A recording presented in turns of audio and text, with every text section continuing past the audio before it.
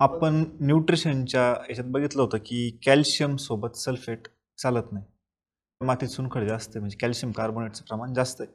अशा जमिनीत आपण काळ्या जमिनीत जसं खत व्यवस्थापन करतो किंवा मुरमाड जमिनीत जसं खत व्यवस्थापन करतो, त्यामध्ये मग फॉस्फरस आणि जे आपल्याला मायक्रोन्यूट्रन जे द्यायचे सल्फेट फॉर्ममध्ये, तर त्याचं व्यवस्थापन कसं करायचं? कारण कॅल्शियम कार्बोनेट ऑलरेडी जमिनीमध्ये तिथं असतं. आता बघा, कॅल्शियम कार्बोनेट जमिनीमध्ये आहे आणि खत व्यवस्थापन करायचं आहे, जिथं तुमचे निघणारे शेंडे पावसाळ्यामध्ये पिवळे निघतात आणि एकटं कॅल्शियम तुमचे 7-8 न्यूट्रिएंट दाबतंय, त्याच्यामुळे तिथं पीक नीट येत नाहीये. म्हणून मी ग्रुप ए, ग्रुप बी आणि ग्रुप सी असे 3 गट दिलेले आहेत. याच्यात आणखी जर डिटेल तुम्हाला जायचं असेल तर बीटी गोरे यूट्यूब चॅनलवरती आपला जो यूट्यूब चॅनल आहे याला 51 मिनिटाचा एक व्हिडिओ आहे. कोणी पाहिलाय तो 51 मिनिटाचा व्हिडिओ?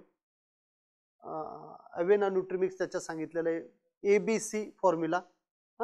तर तो व्हिडिओ डिटेल पहा आणि ते पाहताना नोट्स काढा.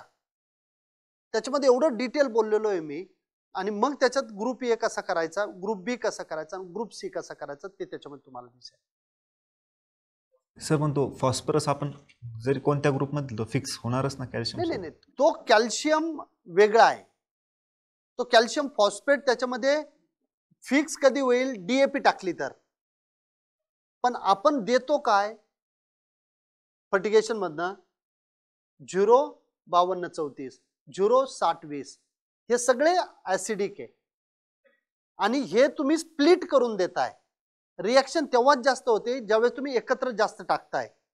म्हणजे जसं तुम्ही झिंक सल्फेट आणि DAP डायरेक्ट एकत्र टाकली तर प्रॉब्लेम आहे. पण तेच जर तुम्ही एकदम मायन्यूट केलं, एकदम पातळ केलं मी म्हणेल, आणि ते जर दिलं तर केमिकल रिएक्शन कमी होईल ना. म्हणजे स्प्लिट द्यायचे स्प्लिट सर. करून द्यायचं आणि ऍसिडिक फॉर्मचे वापरायचे.